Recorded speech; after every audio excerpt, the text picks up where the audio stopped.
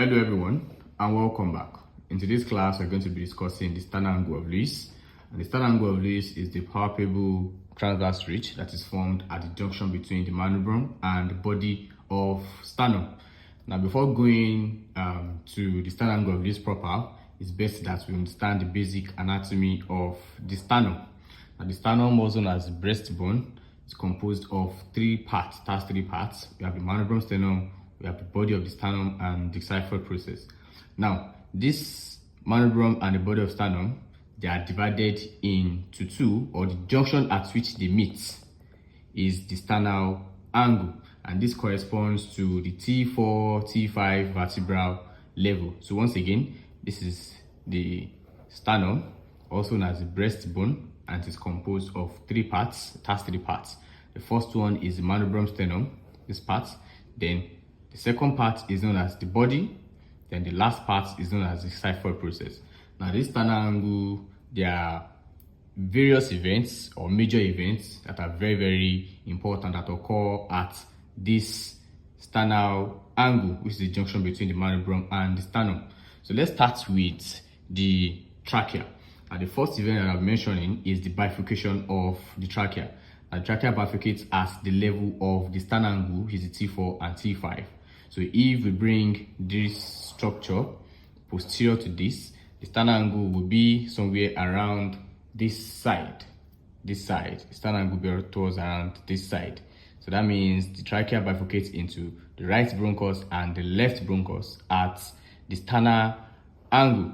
Now, the second event that I'll be mentioning for the purpose of this class is the arc of aorta, the beginning and the ending. So if this is the aorta, if this diagram in green is the aorta, and this red dotted line is the sternal angle, the arc of aorta, which is this structure, begins and ends at the sternal angle.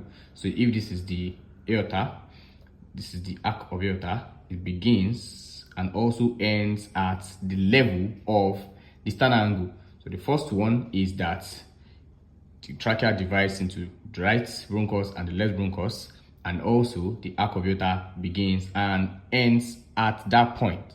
Now, the next thing we're discussing is the pulmonary trunk bifurcation.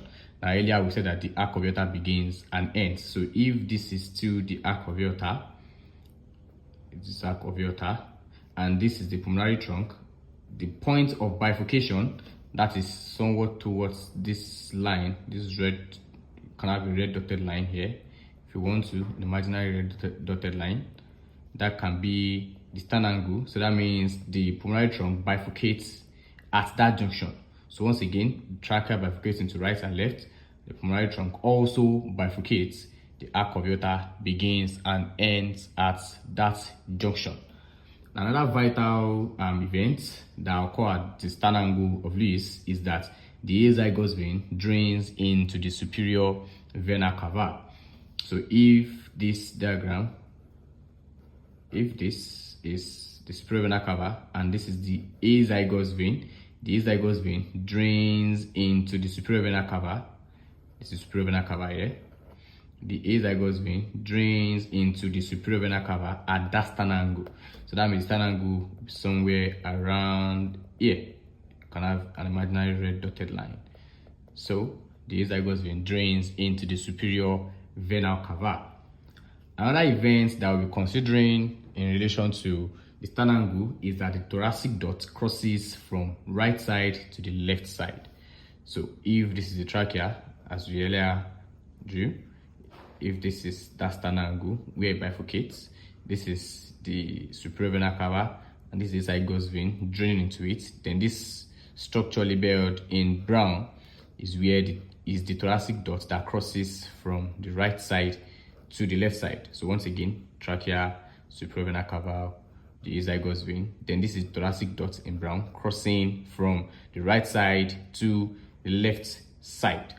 Now, another thing that we need to also take notes when it comes to the sternal angle of Lewis is that it divides the mediastinum into a superior part and an inferior part. So if this blue dotted line is that sternal angle, it is at that junction that the mediastinum is divided into a superior upper part and the inferior lower part. Now, lastly, for this class, the last event I'll be saying is that the sternal angle corresponds to the second costal cartilage. So if this is the manubriosternal, this is the body, and this is hyphoid. The sternal angle, which is this junction, corresponds to the second costal cartilage. So once again, the sternal angle is that junction between the manubrum and the body of sternum, and at that junction, the trachea bifurcates into right and left. The right trunk also bifurcates.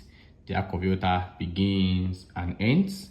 It is at that junction that the azygos vein drains into the superior vena cava. It's also at that junction that the thoracic duct crosses from the right side to the left side. Also, that junction divides the mediastinum into a superior part and an inferior part.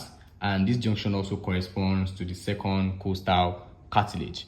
So that brings us to the end of this class. And if you have any question, please do also drop them in the comment section. Thank you so much. See you in our next class.